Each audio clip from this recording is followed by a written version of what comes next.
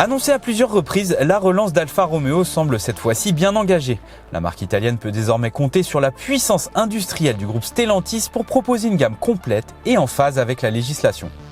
Voici le Milano, ou plutôt le Junior, car en effet il y a du changement. Depuis sa présentation début avril, le gouvernement italien a fait pression sur le constructeur, avançant l'argument qu'il est impossible de l'appeler comme ceci, alors que la production est délocalisée, car en effet le nouveau venu est produit en Pologne. Quoi de mieux qu'un petit cafouillage avant une commercialisation?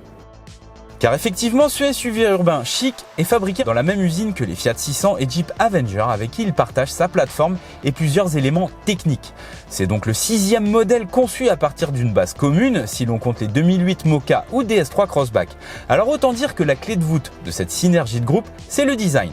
Un élément capital, d'autant plus lorsqu'il s'agit d'une marque comme Alfa Romeo. Ça fait partie d'un problème, pas d'un problème, mais d'une situation que je vis depuis, je dirais, 20 ans. Parce que j'ai travaillé dans des groupes, comme vous le savez bien, Volkswagen et Renault, où cette pratique, comme Stellantis d'ailleurs, est une pratique commune depuis tellement d'années. Donc on est habitué à jouer avec des contraintes. Mais c'est pour ça qu'on est designer, on n'est pas artiste. Parce que si j'avais pas de contraintes, je pourrais me considérer moi-même un artiste. Celui qui ne se considère pas comme un artiste, c'est Alejandro Mesonero. À la tête du design depuis 2021, l'Espagnol a notamment dessiné plusieurs modèles séduisants, comme la Laguna Coupé, le Formentor ou l'Alfa Romeo 33. Malgré une base commune, le Junior parvient habilement à se différencier. Le petit SUV propose non seulement une personnalité forte, mais aussi plusieurs éléments inédits chez Alfa Romeo.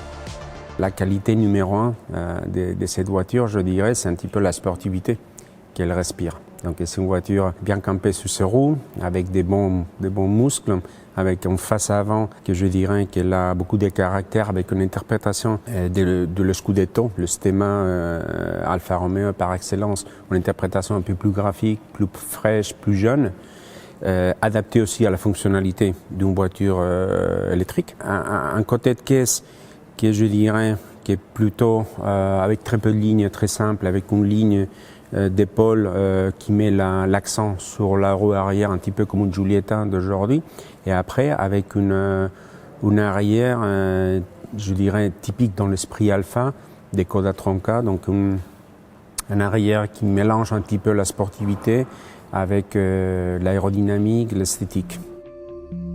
À bord, on retrouve les codes de la marque, mais réinterprétés de façon moderne. On pense notamment aux compteurs, les Cannocciale, dont l'affichage passe au numérique, ou aux aérateurs en forme de trèfle, si chers à la marque.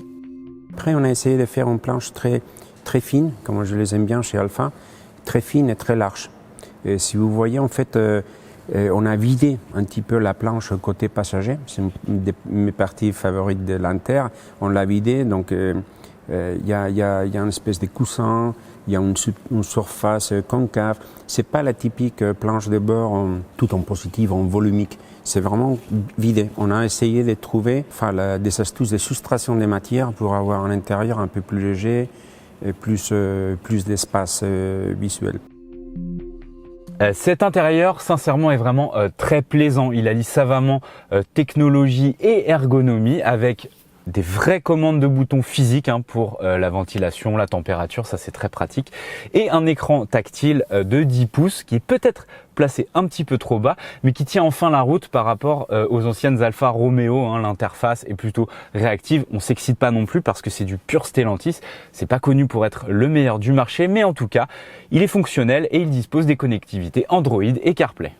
Plus qu'à rétro, si je permets de me dire, en fait, c'est des choses très humaines, des choses on ne veut pas perdre un petit peu le côté haptique humaine des boutons, des petites choses qui créent de la relation avec la voiture. On note malgré tout quelques petites fausses notes pour un véhicule qui se revendique premium, comme par exemple les plastiques durs présents sur la planche de bord ou les contreportes. À ce niveau de prix, à savoir environ 30 000 €, on peut faire la fine bouche. Notre coup de cœur concerne les sièges. Ils ont été conçus par Sabelt, ils fournissent un excellent maintien et en plus, ils sont beaux au toucher, à regarder et contribuent à une position de conduite un peu plus basse, un peu plus sportive que ce qui se fait à l'heure actuelle sur le marché des SUV urbains. Et ça, personnellement, j'aime beaucoup.